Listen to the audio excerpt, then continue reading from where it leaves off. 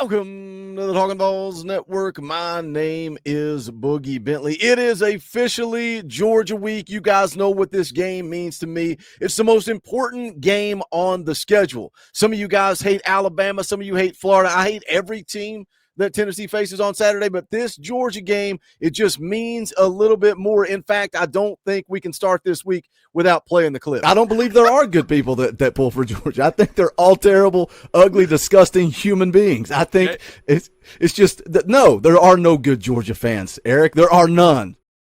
That is a clip, me on Locked On Vols with Eric Kane. That's a clip that's part of Talkin VAWLS lore because I hate the Georgia Bulldogs, and this game means everything for this 2025 season. Now, if you go out there and you struggle, you don't beat Georgia, is the year over? No, it's not, but you have an opportunity to make a statement. We're going to find out what this Tennessee team is made of on Saturday afternoon inside Neyland Stadium. The Neyland effect is real. Now, this is a game, if you rewind time, this is a game that most fans wrote off before this season even started. You're asking for preseason predictions, way too early predictions going back to the summer. And everybody's saying, well, you know you're going to lose that Georgia game. What can you do with Alabama? What can you do with Florida? Again, go back to the spring, rewind to the spring. Nico enters the portal. And let's be honest, some fans out there were saying Tennessee's going to be lucky to go 6-6. Some people say they're going to go 4-8. The wheels had fallen off at that point. Not all, but some. Maybe that was a vocal minority. Enter Joey Aguilar. Joey Swagular. Still a lot of fans doubting, right? They're looking back at his time at App State. They're looking at stats. They're looking at numbers. They're looking at his interceptions from the last season at App State, and they're not sold. They're not buying in. They're not believing in Joey Aguilar. But here we sit 2 games in, and I get it. You've played Syracuse and you played ETSU, but Joey Aguilar is 39 of 59, 66% completion percentage, 5 touchdowns, but the big thing is 0 interceptions. I think a lot of people are starting to buy into Joey Aguilar. Saturday against ETSU, 23 of 31, 288 yards, 2 touchdowns in 1 half of play. Pro Football Focus put out the grade, 94.2. Overall grade for Joey Aguilar, 93.9 passing grade for QB1. That's the best for a starting quarterback in the history of PFF grading for the University of Tennessee. That goes back to 2004. Also, the highest ever graded Josh Heupel quarterback. That includes his time as a head coach. That includes his time as an offensive coordinator. I think Joey's play through 2 games, his command of the offense, the way he sees the field, his pocket awareness, I think he's given some Vol fans a little bit of confidence going into this Georgia game.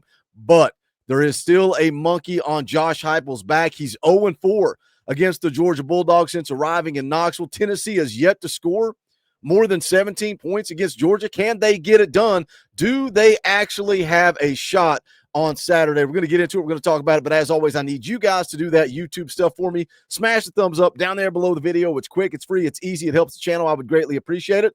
If you're new to the Talkin VAWLS Network, welcome. We're not experts here. We're not insiders. We're not media. We don't pretend to be that. What we are is exactly what you guys are. This channel is for the fans, by the fans. If you like it, subscribe. Click the bell for notifications. You're not going to miss out when we go live or when we drop a video. Tomorrow night, Tuesday night, 6:30 p.m. Eastern time. Guess what? We play a little EA Sports College Football, but we talk Tennessee football the entire stream. Come hang out. Wednesday night, we got a banger. We got a fun one coming up on Wednesday night, 7 p.m. Eastern time. Pancakes and Bacon goes toe-to-toe with Talkin VAWLS Live. It's going to be Reed and Kyler from Pancakes and Bacon coming on with me and Coach Jay. We're going to talk about this season up to this point, and then we're also going to look ahead to this Georgia game. Friday morning, new time. We're moving it from 10 to 9 a.m. Eastern time. Me, Coach Jay, Foul Me. We'll see if we can get a special guest on for Friday morning as well. But subscribe, click the bell for notifications, all that good YouTube stuff. You're not going to miss out what is going on. Now, you guys know I love me some ESPN FBI. I put this out on Twitter, and man, oh man, did it make some people mad. The ESPN FBI, yes, it's based on data analytics and numbers, but it flipped after week 2. It's giving Tennessee a 51.5% chance of winning this game coming up on Saturday afternoon inside Neyland Stadium. And how much is that a factor of the data, of the analytics? Is the Neyland effect factoring into this thing? You opened up the season, and the FBI had Tennessee predicted to lose the big 3, had losses to Georgia, Florida, Alabama.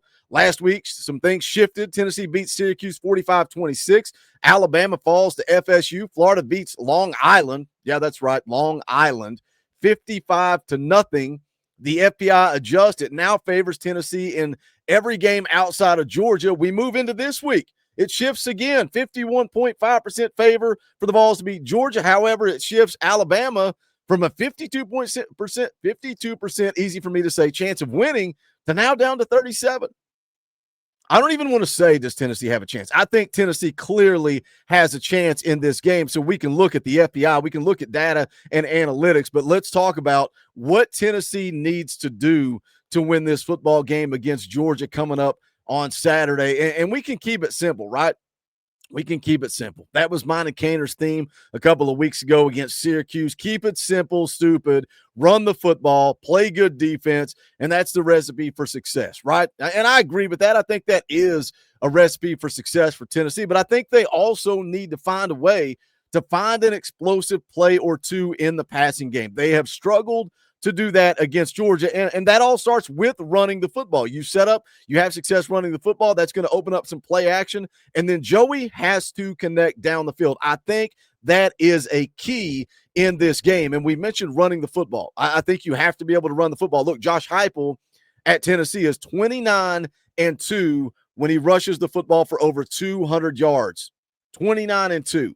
Can we get to that 200-yard number? And if you don't, can you get enough to set up that deep shot down the field for Joey Aguilar? Tennessee, through 2 games, rushing the football for 246 yards per game. We knew going into this thing that we had a 3-headed monster who's going to be RB1, RB2, RB3, who's going to get the bulk of the carries.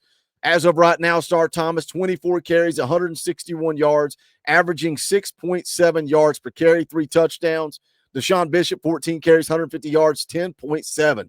10.7 yards per carry and a touchdown. Of course, 50 yards of that came from the big first run he had against ETSU on Saturday. But Peyton Lewis, 16 carries, 57 yards, averaging 3.6 yards per carry, 2 touchdowns. I think it's time to ramp up the carries for Star Thomas and Deshaun Bishop. And I'm not disrespecting Peyton Lewis. I think Peyton Lewis has the opportunity to be really good in this offense. But I think it's also key. We talk about this a lot on this channel. Always go with the hot hand. But I think Thomas and Deshaun Bishop, I think they're 1A and 1B, and to me, that's who I'm feeding. I would start the football game with Star Thomas and try to get him going early. Get Deshaun Bishop in. Let them both go kind of carry the load here and see who gets the hot hand. And if neither one of those guys are making it happen, throw Peyton Lewis out there and let's see what happens. But again, get the ground game going. And I think that leads to success in the first point. I think Tennessee has to hit those explosive plays down the field. And if you get the run game going early, I think that gives you an opportunity to do that. We also mentioned defense. Keep it simple, stupid. Play solid defense.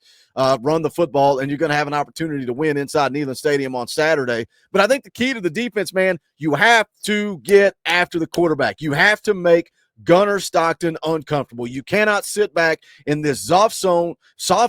It does not work. It's not effective against the Georgias. It's not effective against the Ohio States. Now, that doesn't mean you can come out and blitz every single down, but Tim Banks has got to get creative.